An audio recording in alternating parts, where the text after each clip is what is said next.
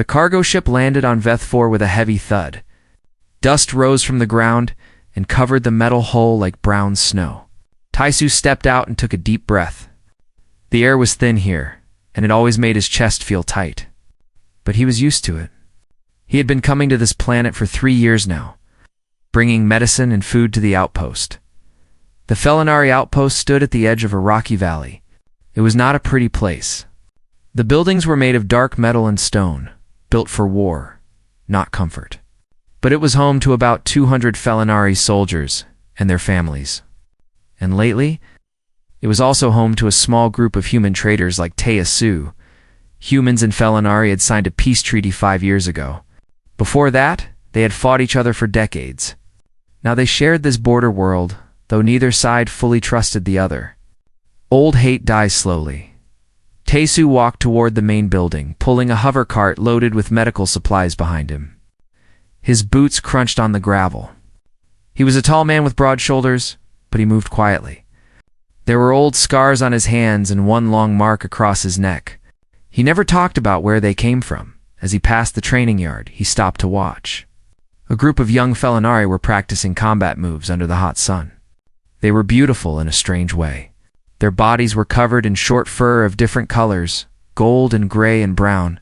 They had pointed ears that moved with every sound, and their eyes were large and bright like moons. Their hands had fingers like humans, but with sharp claws that could cut through metal. The young ones moved fast, much faster than any human could. They jumped and spun and slashed at training dummies with their claws. Taisu knew that even the smallest of them could kill him in seconds if they wanted to. 2 of the young Felinari caught his attention.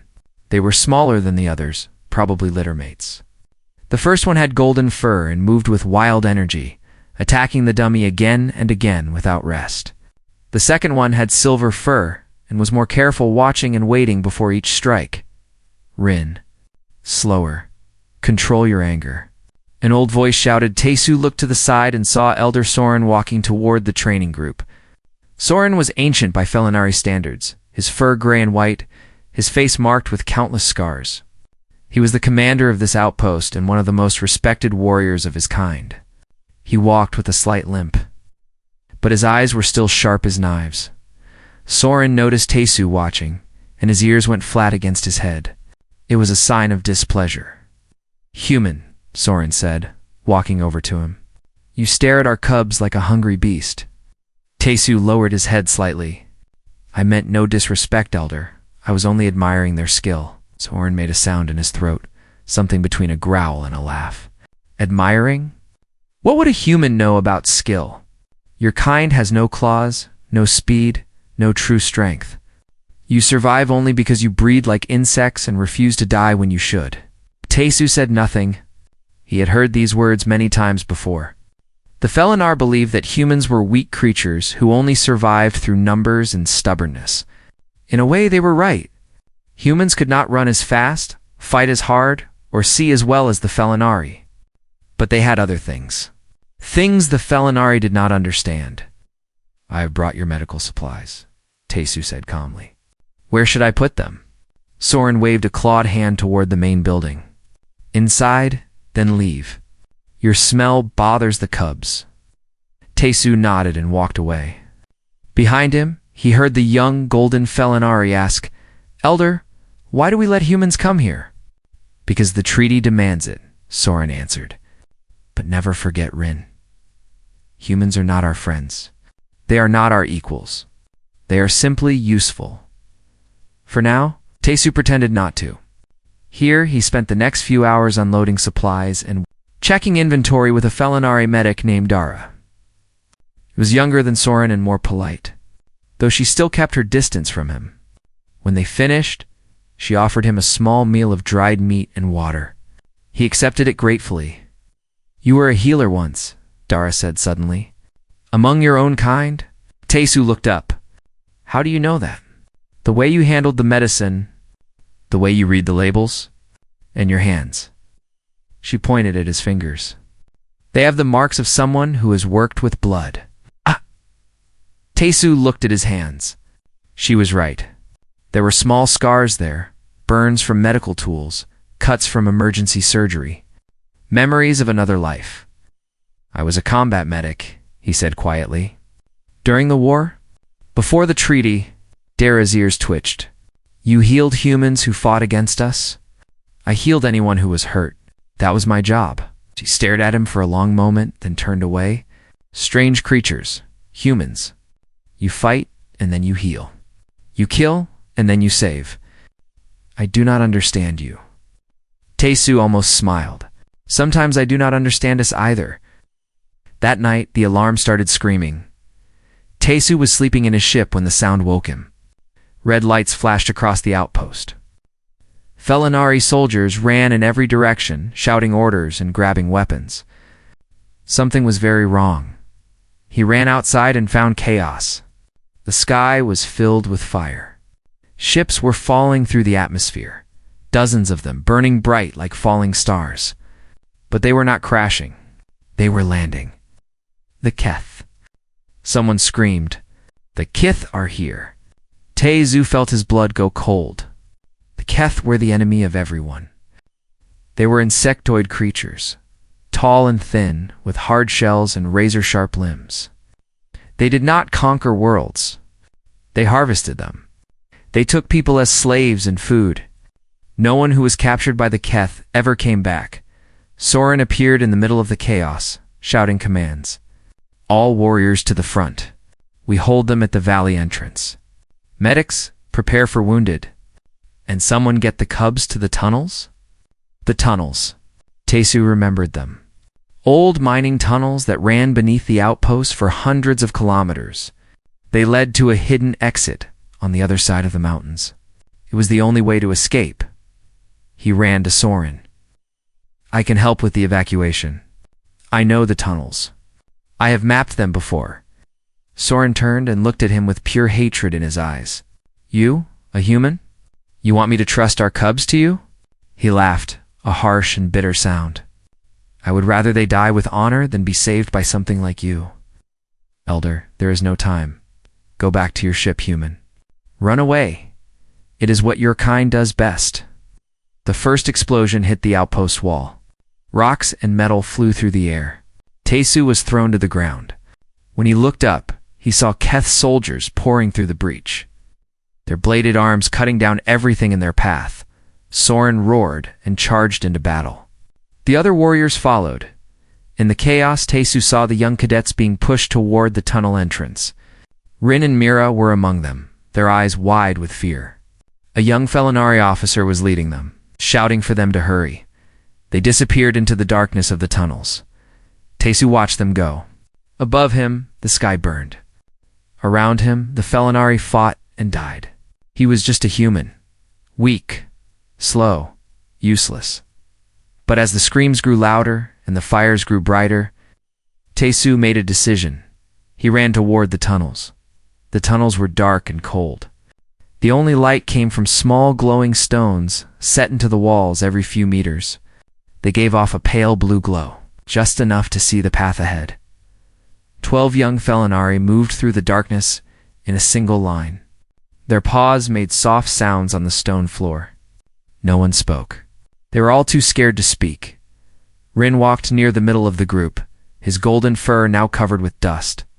His sister Mira walked right behind him, her silver fur brushing against his back. He could feel her shaking. He wanted to tell her that everything would be okay. But he could not lie to his own littermate. 2 junior officers led the group. Officer Tal was in front, a young male with dark brown fur. Officer Senna was at the back, a female with spots on her face like a night sky.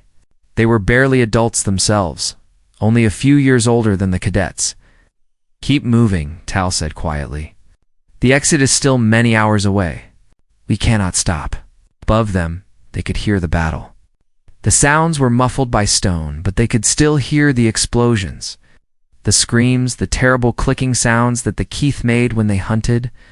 Rin tried not to think about Elder Soren and the other warriors. He tried not to think about whether they were still alive. I am scared, Mira whispered behind him. I know, Rin whispered back. Me too. Do you think Mother and Father? Do not think about it. Just walk. We will see them again. He did not believe his own words. They walked for what felt like forever. The tunnel twisted and turned, sometimes going up, sometimes going down. In some places, the ceiling was so low that even the small cubs had to bend their heads. In other places, the tunnel opened into large caves filled with old mining equipment. Rusted and forgotten. Then the tunnel shook. Dust fell from the ceiling. Small rocks clattered to the ground. Everyone stopped. What was that? Someone asked. Officer Tall held up a hand for silence. His ears were straight up, listening. His eyes were wide. The clicking sound came from behind them. Run! Tal screamed. Everyone run! They ran. The young Felinari could move fast when they needed to, their legs built for speed. But the tunnel was narrow and uneven, and they kept bumping into each other in the darkness. The clicking grew louder, closer. Rin looked back and saw them. Keth soldiers. 3 of them. They were crawling along the walls and ceiling like insects, their long bodies bending in ways that no creature should bend. Their eyes glowed red in the darkness. Their blade arms scraped against the stone. They found us. Mira screamed. Officer Senna turned to face the Keth. Keep running! I will hold them. Sina, no. Tal shouted. But she was already fighting. She threw herself at the first Keth, her claws flashing. She was fast and fierce, a true Felinari warrior. She cut one of the Keth across its face.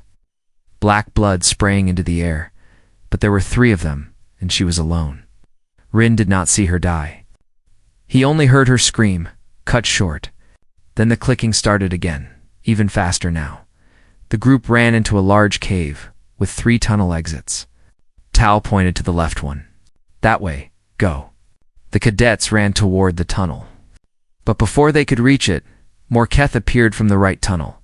They had been surrounded. Back! Go back! Tal shouted. Everything became chaos. The cadets scattered in every direction. Some ran into the center tunnel. Some tried to hide behind the old mining equipment. Tal fought the Keth, his claws a blur of motion, but he was pushed back, step by step. Rin grabbed Mira's arm. This way, come on. They ran toward the left tunnel, the one Tal had pointed to first. But just as they reached it, a plasma bolt flew past Rin's head. He felt the heat on his fur. The second bolt hit Myra. She screamed and fell. Rin caught her before she hit the ground. The bolt had struck her leg, burning through fur and flesh. He could see the bone beneath. The smell of burned meat filled his nose. Mira. Mira. She was crying, her face twisted with pain. It hurts, Rin. It hurts so much. Behind them, the cave ceiling started to collapse. The fighting had damaged the old supports. Rocks fell like rain. Rin dragged Mira into the left tunnel.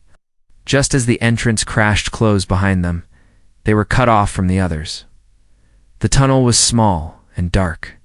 Rin could not hear the fighting anymore. He could not hear anything except Mira's crying and his own heartbeat. He looked at her leg. It was bad. Very bad. Blood was pooling on the ground beneath her. He did not know what to do. Felinari were taught to fight, not to heal.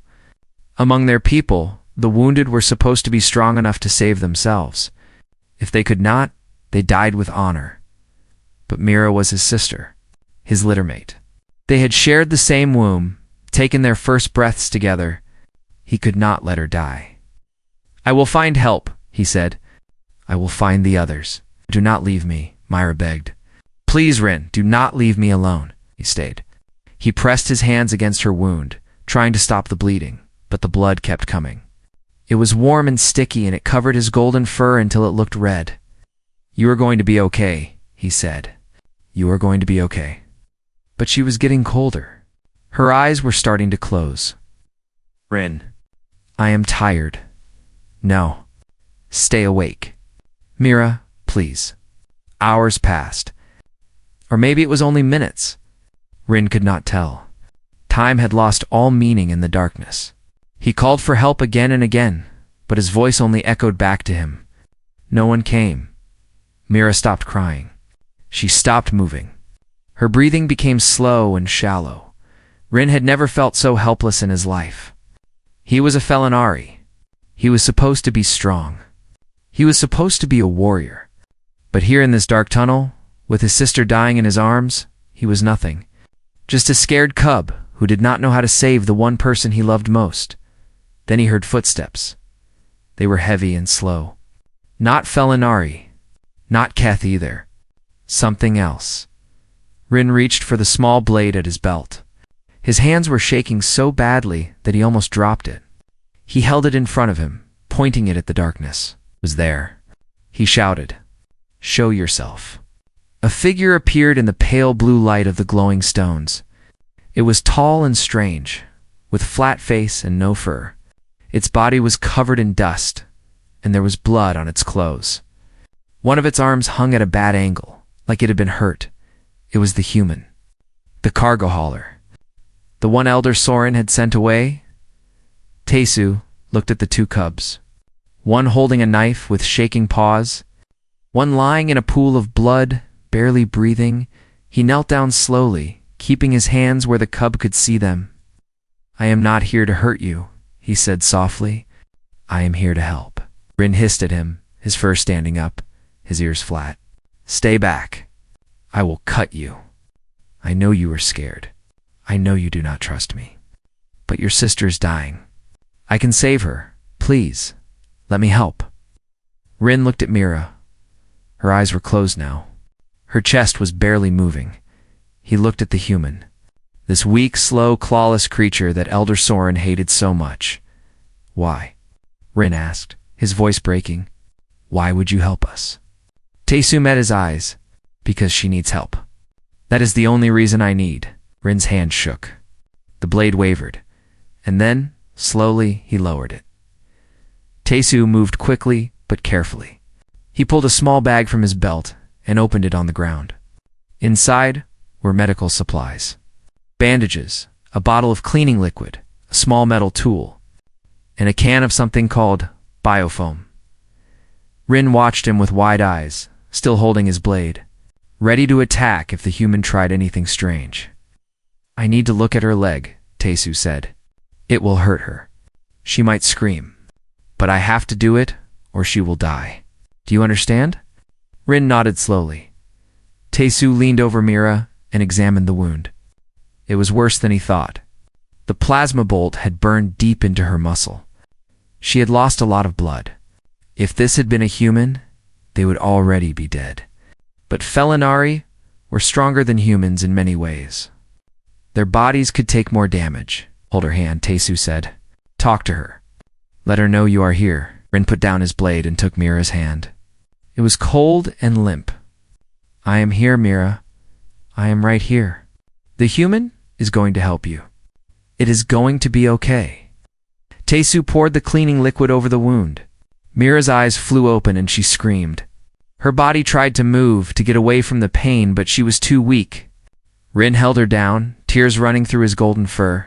"I am sorry," Tesu said. "I am so sorry. But I have to clean it." He worked fast. He used the metal tool to remove small pieces of burned flesh. Then he took the biofoam and sprayed it into the wound. The foam expanded and hardened, sealing the wound and stopping the bleeding. Finally, he wrapped her leg in tight bandages. When he was done, Mira had passed out again. But her breathing was stronger now, steadier. "She will live," Tesu said, "but she needs real medical care soon. We have to get her out of these tunnels." Rin stared at him. "How did you know what to do?" "I was a medic. A healer. Many years ago, during the war against us." Tesu nodded. "Yes." Rin's ears went flat.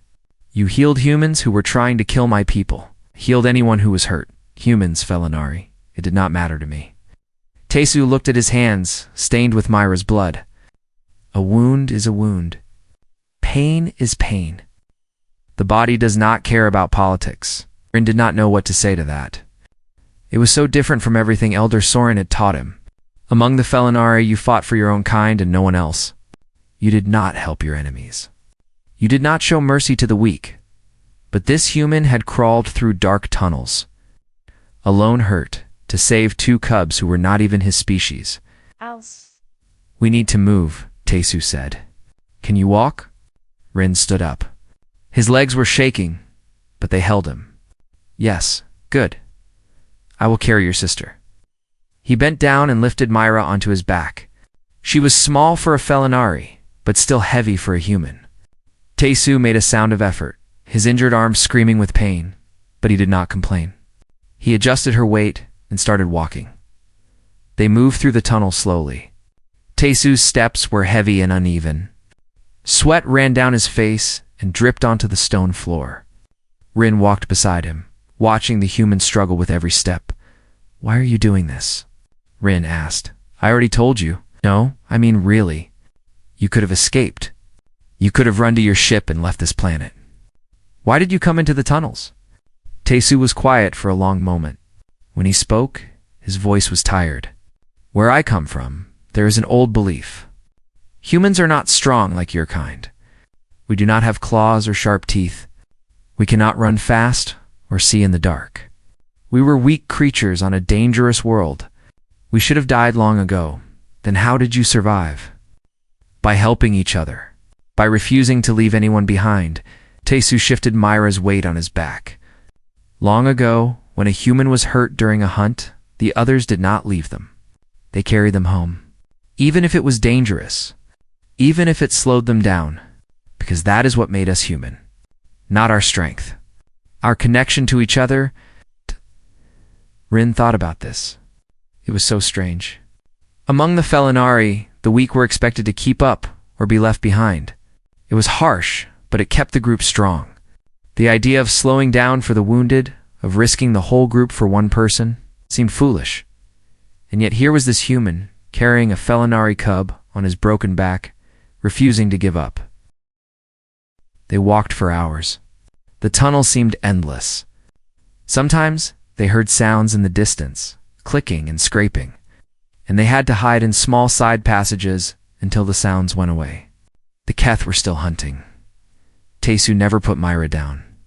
Even when his legs started to shake, even when his breathing became ragged and harsh, he just kept walking. Then they found the others. 2 more Felinari cubs were hiding in a collapsed section of the tunnel. They were young, even younger than Rin, and they were both hurt. One had a deep cut on his arm. The other had twisted her ankle and could not walk. They screamed when they saw Taesu, thinking he was a Keth at first. But Rin calmed him down. He is a friend, Rin said. The word felt strange in his mouth. He is here to help us. Taesu looked at the 2 new cubs. Then he looked at Mira on his back. Then he looked at his own broken body. "Okay," he said quietly. "Okay." He set Mira down gently, then knelt in front of the cub with the hurt ankle. "Climb on my back." "Hold tight." The cub hesitated, but Rin nodded at her. She climbed onto Taesu's back and wrapped her arms around his neck. Taesu stood up, groaning with the effort. Then he bent down and picked up the cub with the cut arm, holding him against his chest with his one good arm. Finally, he looked at Rin. "Can you carry your sister?" Rin tried. Mira was heavy, but he managed to lift her onto his back. His legs shook under the weight, but he did not fall. Good, Taesu said. "Let us go." He moved even slower now. Taesu was carrying 2 cubs and could barely stand straight. His face was pale and covered with sweat. His breathing sounded wet and wrong, like something was broken inside him. "You should put them down," Rin said. "You are hurting yourself. I can rest when they are safe. You will die." Taesu smiled. It was a strange smile, tired and sad. "Maybe, but not yet. Not until I get them home." Rin did not understand. He had been taught that survival was the highest goal, that a warrior should never throw away their life foolishly. But this human was doing exactly that. He was destroying his own body to carry cubs that were not even his kind. It made no sense, and yet, watching Taesu walk forward, step by painful step, Rin felt something he had never felt before. Respect. Hours later, they finally saw light ahead. A pale gray glow at the end of the tunnel. The exit. But before they could reach it, they heard the clicking behind them. The Keth had found them. Taesu turned around. In the darkness of the tunnel, he could see red eyes glowing. Many of them, Rin, he said calmly. Take the cubs and run. Do not stop until you reach the light. What about you? Taisu set down the cubs he was carrying. He reached for his belt and pulled out a small gun. Then he pulled out a piece of metal, sharp and long. I will hold them here. You cannot fight them alone. You are just a human. Taisu looked at him. His eyes were tired but steady. Yes, I am just a human. And humans do not leave anyone behind. He turned toward the darkness, toward the clicking sounds and the red eyes. Run. Rin, take them home. The first Keth charged out of the shadows. Taisu met it head on. Taisu fired his gun at the first. Geth, the plasma bolt hit it in the chest, and it fell back with a screaming sound. But there were more behind it. So many more. Run. Taisu shouted now. Rin grabbed his sister and threw her over his shoulder. The other two cubs were already running toward the light. But Rin stopped at the tunnel bend and looked back. Taisu was standing in the middle of the tunnel, firing shot after shot at the Keth. The narrow passage worked in his favor. The creatures could only come at him a few at a time, but his gun was running out of power. Rin could see the light on it getting weaker with each shot. A Keth got close enough to slash at him. Its blade arm cut across his shoulder, spraying blood against the wall. Taisu screamed but did not fall. He stabbed his metal shard into the creature's neck and pushed it away. Another Keth, another wound, this one across his leg. Taisu stumbled, but caught himself against the wall. His gun clicked empty. He threw it at the next Keth and pulled his metal shard from the dead one. The Keth seemed confused. They were hunters, built to chase and kill. Their prey always ran. Their prey always fell after the first wound or the second. But this creature in front of them kept standing, kept fighting. No matter how many times they cut it, it would not stop. One of the Keith made a clicking sound that might have been frustration. It charged forward with both blade arms raised. Taisu met it in the middle. The blade arms came down and cut deep into his side. Blood poured out. But at the same time, Taisu drove his metal shard through the creature's eye and into its brain. They fell together. Rin watched in horror. The human was down. He was not moving. The other Keth were climbing over their dead to reach him. This was the moment to run. Every lesson Rin had ever learned told him to run. The human was dead or dying. There was nothing to be done. He had to save himself. He had to save Mira, but his feet would not move. He thought about what Taisu had said. Humans carry each other home. They do not leave anyone behind. Rin had always thought that was weakness. Now, watching this human bleed on the ground after fighting impossible odds just to buy them a few more seconds, he knew the truth. It was not weakness. It was the greatest strength he had ever seen. Mira, can you stand? Rin asked. His sister's eyes fluttered open. Rin, what? I need you to walk to the light. Can you do that? I think so. Where are you going? Rin set her down gently against the wall. To do something stupid? He ran back toward the fight. Taisu was not dead. Not yet. He had managed to crawl to his knees, his metal shard still in his hand. Blood was running down his body from too many wounds to count. His face was white as bone. But he was still trying to stand. A Keth loomed over him, its blade arm raised for the killing blow. Rin hit it from the side.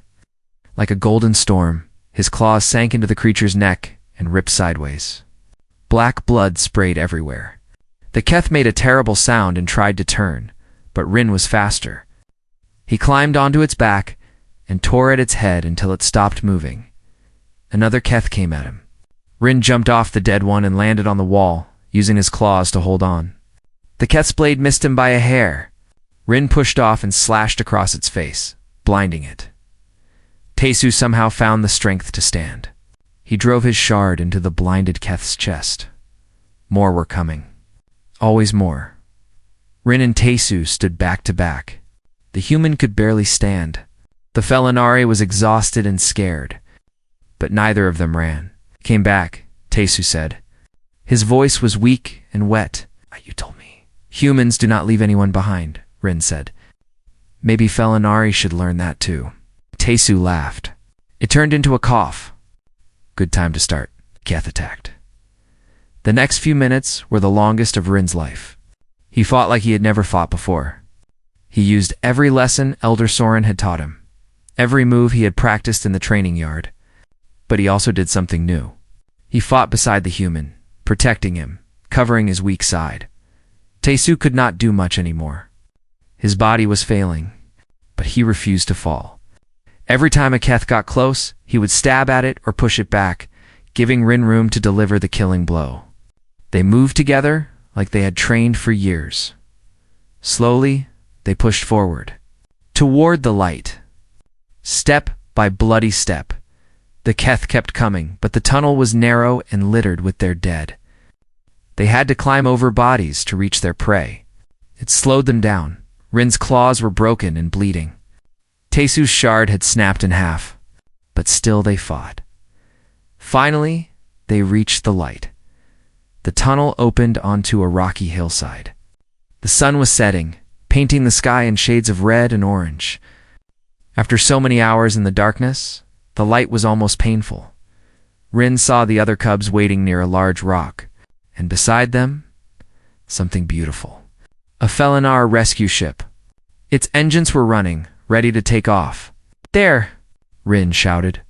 "Get to the ship." He tried to help Taesu walk, but the human's legs gave out. He collapsed onto the ground. "Go," Taesu whispered. "Leave me." "No." Rin grabbed his arm and pulled. "You said it yourself. We do not leave anyone behind." Taesu was too heavy. Rin could not lift him. He was too tired to hurt, but he would not let go. Footsteps behind them. The Keth were coming out of the tunnel, then more footsteps. From the ship, Rin looked up and saw Elder Soren running toward them. The old warrior was covered in wounds, and his left arm hung useless at his side. But his eyes were fierce, and his claws were out. Behind him came other warriors. The survivors of the battle at the outpost. Soren reached them and looked at the scene. A Felinari cub, exhausted and bleeding, trying to drag a human twice his size away from the enemy. "Elder," Rin said, "Please, help me." Soren looked at Taesu, the human who he had insulted, the human who he had sent away, the human who had crawled into the darkness to save cubs that were not his own. Without a word, "House." Soren bent down and lifted Taesu over his shoulder. "Move," he shouted. "Everyone to the ship." The warriors formed a line and held back the Keth, while the cubs ran to the ship. Soren carried Taesu up the ramp and set him down inside. Medics rushed forward to help. Rin ran to Mira, who was already inside. She was lying on a stretcher, but she was awake. She was alive. "You're crazy," she said weakly. "Going back like that?" "I learned it from a human," Rin said. The last warriors made it onto the ship. The ramp closed. The engines roared, and they lifted off, leaving the Keth screaming on the ground below. Rin watched through a window as the planet grew smaller. The outpost was burning. The valley was filled with Keth ships. So many had died. But some had survived, because a human had carried them home. He looked at Taesu, surrounded by medics, his body more wounds than skin. The human's eyes were closed.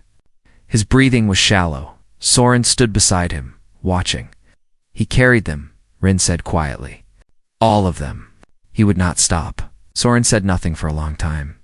His old face was unreadable. Then very slowly, he placed his clawed hand on Taesu's chest. It was a Felinari gesture of deep respect. Something usually reserved only for the greatest warriors. "I know," Soren said. "I saw." The ship flew toward the stars, carrying the wounded and the saved. And in the medical bay, the human kept breathing. Taesu opened his eyes. The ceiling above him was white and clean. Strange lights blinked softly on machines beside his bed. The air smelled like medicine and something sweet, like flowers. He tried to move, but his body screamed in protest. Everything hurt. His arms, his legs, his chest, his head. He looked down and saw that he was covered in bandages. So many bandages that he looked more like a wrapped package than a person. "You are awake." He turned his head slowly and saw Myra sitting in a chair beside his bed. Her leg was wrapped in a metal brace, and she walked with a crutch, but she was alive. Her silver fur was clean and brushed, and her golden eyes were bright. "How long?" Taisu asked. His voice sounded like gravel. 6 days. The medics did not think you would wake up. They said your body was too damaged. But every morning you were still breathing. They started calling you the human who refuses to die. Taisu tried to laugh, but it hurt too much. "Where am I?" "A Felinari medical ship. We are traveling to the main fleet for repairs." Mira looked down at her hands.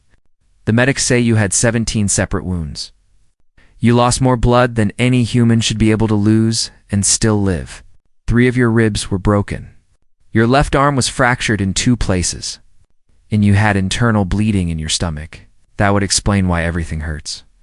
They say you should have died many times. In the tunnels, during the fight, on the rescue ship." Myra looked at him with something strange in her eyes. "Why did you not die?" Taisu thought about it. "I was not finished yet." "Finished with what?" "Getting you home." Myra was quiet for a long moment. Then she reached out and placed her small paw on his bandaged hand. It was a gentle touch, careful not to hurt him. "Thank you," she said softly. "For carrying me, you are welcome." She smiled, showing her small fangs. Then she stood up and walked to the door on her crutch. "I will tell the others you are awake. Rin has been waiting to see you. He has visited every day." She left, and Taisu closed his eyes again. He was so tired, but it was a good kind of tired now. The tired of someone who had finished a very long race. The door opened again. Taisu expected to see Rin, but instead he saw Elder Soren. The old warrior walked slowly into the room. He looked different from before. His proud stance was bent with exhaustion. His gray fur had patches of white that Taisu did not remember. The battle had aged him. Soren sat down in the chair that Mira had left. For a long time he did not speak. He just looked at Taisu with his sharp old eyes. "I hated your kind," Soren finally said. "For many years, I fought in the war against humanity. I saw my friends die under human weapons.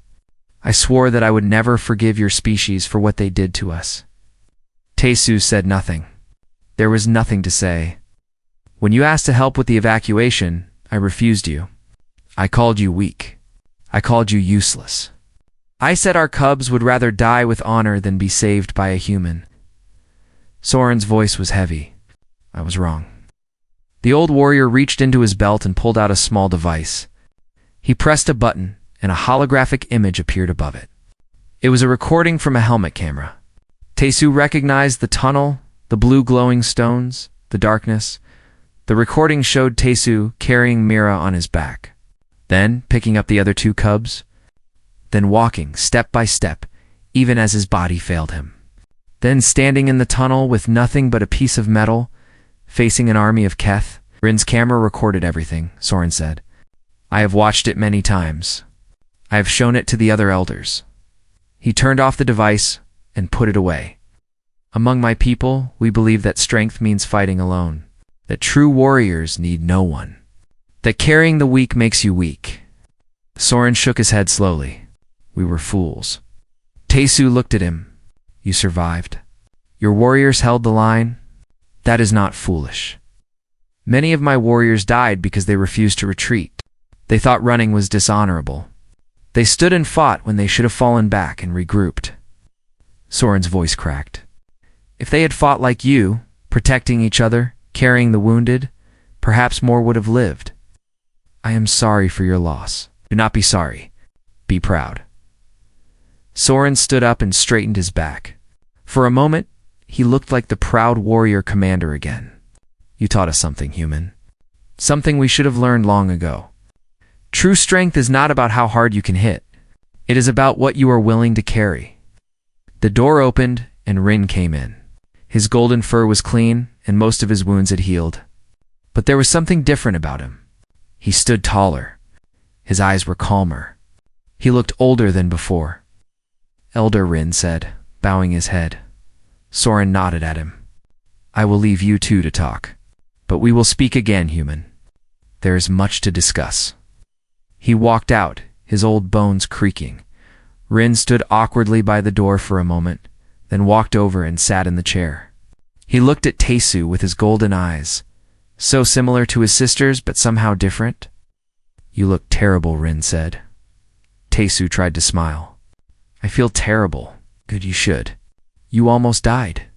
"Many times?" Rin's ears went flat. "You were the stupidest creature I have ever met, probably. You had no weapons. No armor. No claws.